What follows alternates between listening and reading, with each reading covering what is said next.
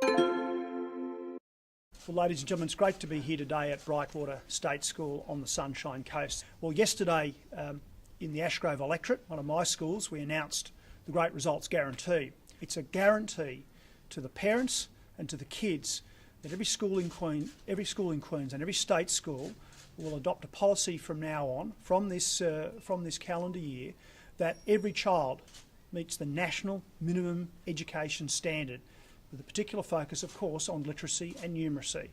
And if they're not meeting that standard, they will produce a plan to get every child in every school to that national minimum standard. We're getting $131 million from the Abbott government, which we appreciate, no strings attached, putting it out there directly to the schools, all the money, allowing the principals and the school leadership team and the school communities to decide how they will go about achieving that national minimum standard.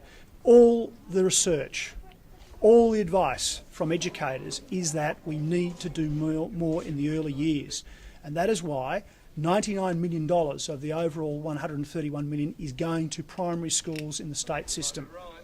$30 million is going to the high schools so they don't miss out, and $2 million is going to special schools. What it means is that primary schools will generally receive in the $200 to $300 per child per annum range of funding. High schools, it's typically in the range from about $100 to about $160, $170. Some schools, remote schools, disadvantaged schools, will get a lot more money. Today I can announce here on the Sunshine Coast that an aggregate amount of money of around $9 million, that's correct, $9 million will come to the Sunshine Coast schools.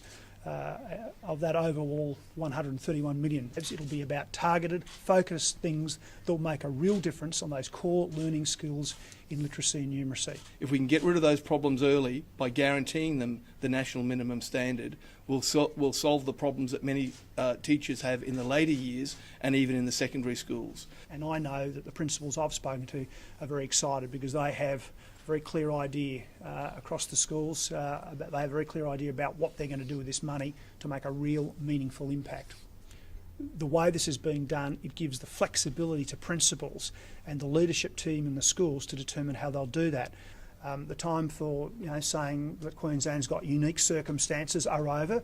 This funding from the federal government is extra funding. It has been adjusted to try and cope with some of the unique circumstances of remote and regional Queensland, but it is money that will mean that with the guarantee that we can go forward and take all the kids along with us. So that's what we're saying. It's time for a concerted push to really improve the education achievement of our kids. That's what it's all about.